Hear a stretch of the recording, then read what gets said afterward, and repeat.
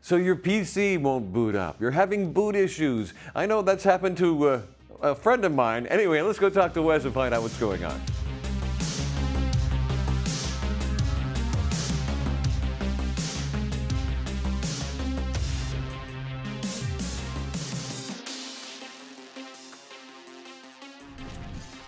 Hey, Wes. Hey, Zach, how are we doing? I've got a good one for you. All right. Okay, so my next door neighbor's uncle's cousin's roommate has a computer, and it's boot up issues. He's having trouble with it. Common problem. Yeah, it's like sometimes it does and sometimes it doesn't. Is there anything that we can look for, like percussors to that event happening? Something that would tell us that there's a problem? Well, I tell you, two of the things that come to mind right away is when you press power on your computer, you get a little drive indicator light that says, hey, there's activity going on.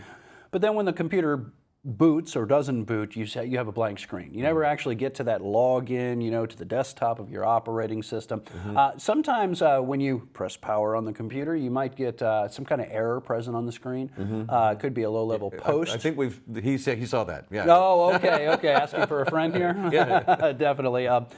Sometimes that can be a post error. It may have something to do with a boot device, or it could be your BIOS telling you, for instance, no boot device detected. So those are some of those telltale signs that you're having some kind of problem, some boot device issue, if you will. So if that's happening, what's some of the underlying, like under the hood issues going on? Well, I'll tell you what, Lee, how about this? How about we go ahead and we boot our computer up, and we can kind of see what it looks like ahead of time. Wonderful. Let's do All it. right. So I'm going to go ahead and I'm going to start my screen up here, and you can see we're just kind of starting up from scratch.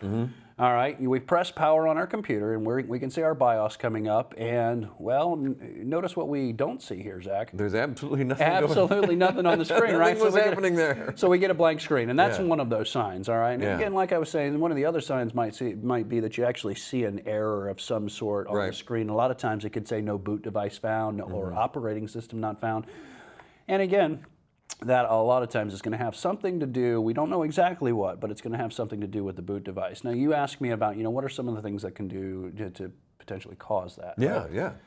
Well, one of the things that comes to mind is outright storage, the boot device fails. Now, I keep saying boot device. Let me clarify why I'm saying that. Because in today's day and age, I can't tell if you have one of the NVMe solid-state drives, a traditional solid-state drive, or even the old mechanical rotating disk hard disk drives. We're talking about drives, right? Drives in general. So that's why I'm saying the boot device. But let's be clear that we are talking about whatever your internal storage is, and that device might have just failed.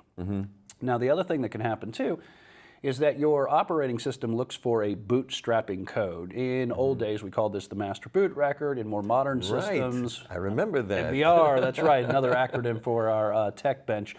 But the other thing could be what's called GPT for UEFI-based BIOS today. Take the technical jargon aside. The BIOS gets done starting up all of the hardware. It says, where is the operating system? And it looks to that boot code. If that boot code gets corrupted through just file corruption because of a failing hard drive, malware on the system, then it's not going to be able to bootstrap the operating system, and you could get issues on that, and again, more errors on the screen as well. The other thing could be you could have a loose connection. One of the things that I've noticed is that it always rains in Florida. As we're recording this, there's lots of liquid sunshine going on. Well, that could be the problem too. You could have general just power. Oh, outage, yes. and I didn't even really think about that. Sure, if you don't have a good surge protector. Simple fixes first. You might actually turn the power off on the surge protector. Could so happen. that, we can't overlook that. Other things could be a disabled power connector.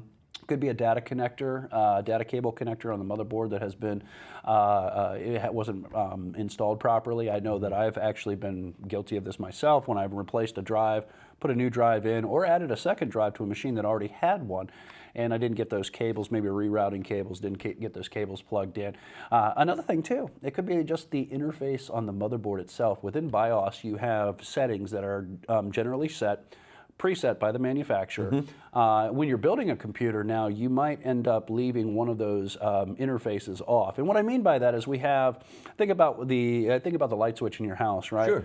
If I turn the light switch off, the light's not going to work, right? I have to go over and I have to turn the light switch on to get that light to work. Well, if you plug a drive data cable into one of those interfaces that has been disabled, or if somebody gets into the BIOS and they make a misconfiguration, that turns that interface off. And then when the BIOS goes to look and says, hey, I need to find that boot device. It doesn't find it.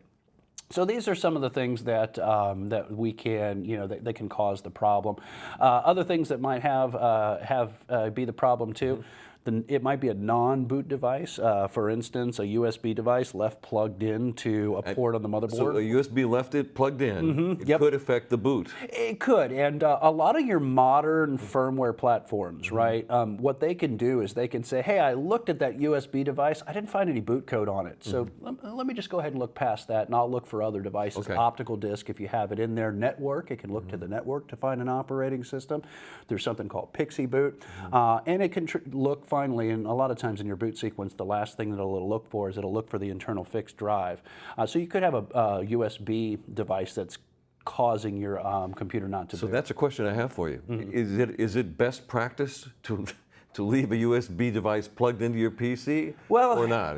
Well, if it doesn't have any boot code on it, chances are you're not going to have any problems. But I will tell you, if you go to boot your computer up and it says no boot device found, then you know that you've got one of the BIOSes that doesn't really handle that well, and you just unplug it and restart the machine. And a lot of times that can have we can have an issue. I tell you.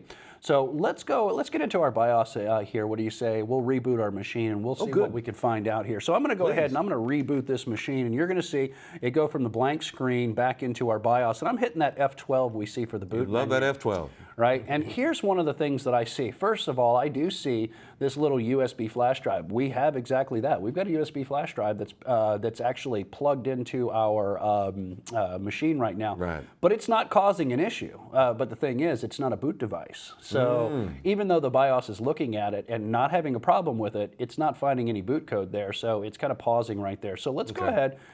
We're going to enter our setup.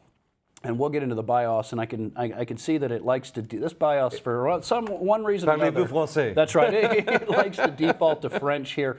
There's a firmware glitch that we're waiting for Gigabyte to actually fix that problem here. So now we've got the right language here. But one of the first things I see is this is where our drive interfaces would be connected. Yes. Notice that it's saying no device found. Right. It's not finding it on SATA. It's not finding it in the PCIe slot in case we had an adapter connecting a hard drive, and it isn't finding the M2 drives, which are those NVMe or SATA SSDs that could be plugged into the motherboard. So I can tell right away that it's not finding that device. Why is that? Well, let's take a second to just talk about that. Again, this could be the fact that the device has failed. All right, kind of like we talked about. Right. We could have a loose data connection, or honestly, really, we could have a loose power connection, or we might have a power supply that's failing too. So we'd have to do some troubleshooting on that. Okay.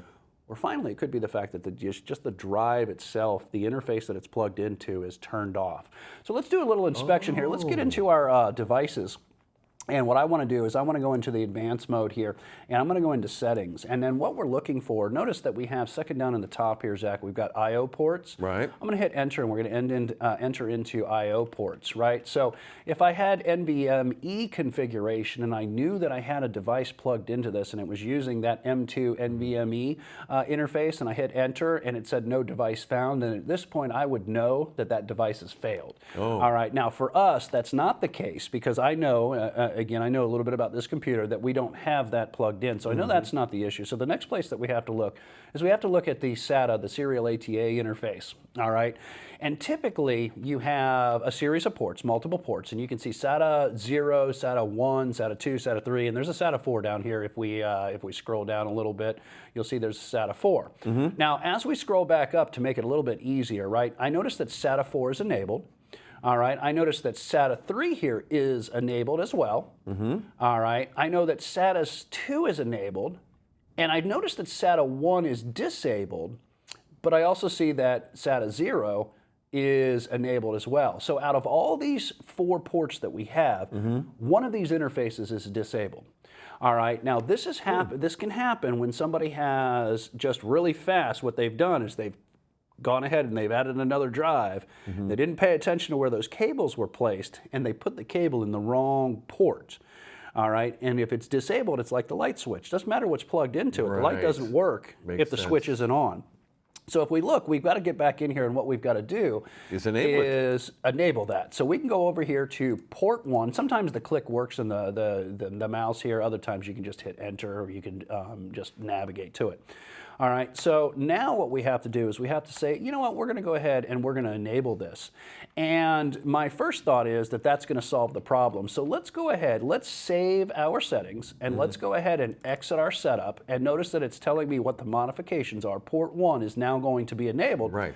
And let's see if that's fixed the problem. We're going to say yes, and you're going to notice that it's going to reset. All right, and reset for us just means it's going to reboot our computer. And what we're hoping to see is that we get the Windows little logo to start launching the spinning Cheerio? And it's exactly it. And notice I don't see that, Zach. I didn't see it either. It went right back to that dark screen. Yeah. So why is that? All right. Well, that's because that port was disabled.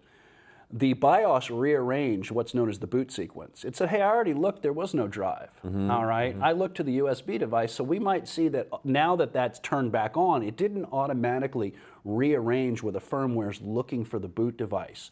So my thought is that would be the next step. Let's get back in here and see if that is the case here. So I'm going to go ahead and reboot this computer real quick. And again, I know it takes a couple of reboots to kind of get back in here. We're going to go back into F12. And we're playing detective. That's right. Now notice we do have a boot manager here. Right. All right. It does know that that boot manager is there, but this is a temporary boot manager. Boot sequence, I should say, if you will. And if I select it here, there's nothing that says the next time I restart this computer that it's gonna pick that. So we want to go back because it also sees the drive. Remember the drive wasn't there earlier, and if you remember, the boot manager wasn't there either. So this is temporary, and what we need to do is make sure that that's a more permanent fixed setting. So let's go back into our setups. We'll probably see that it's reverted to French, and yes, it's reverted to French. And again, oui. Yeah, that's right. Like I said, I don't speak French and have nothing against it. It's just a little firmware glitch here, and again, we're waiting for Gigabyte to make a fix to this. So saving it's not really going to help. But I do see now. Notice how it has changed, right? It does detect what our really that our device is there. It doesn't know that it's the boot device yet. What we have to do is come down here to the boot sequence, all right? And if we double click that, notice that it's checking for that flash drive first. It sure is. The flash drive is a non-boot device. It is. So it's also looking there, but then it looks to that hard drive and it's not really looking to the boot record itself. Here's the boot record. That's the Windows Boot Manager. So what I need to do is I need to say, you know what?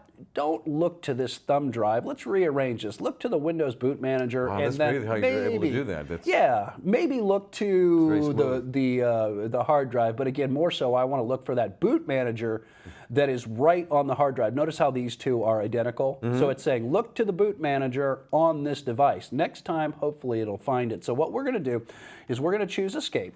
We'll choose Save and Exit, and what do you say? We go ahead and let's reboot this device now. We're going to save our settings here. We're going to say yes to this. Yes. And let's just take a second here and watch and see what happens. It's going to reboot, and now it's saying, hey, let's look to the boot device. I found the boot code, hopefully, potentially. And there's your spinning Cheerio. There's the spinning Cheerio. So what I'm seeing here, Zach, is that we should see a desktop. Hopefully, at least the login, and there we go. So notice, Zach, what we did, right? We did a little bit of troubleshooting. We did a little bit of detective work. We did. Again, it could be connections. It could be a failed boot device. You have to check your power connections as well. You have to check your, like you mentioned, the surge protector.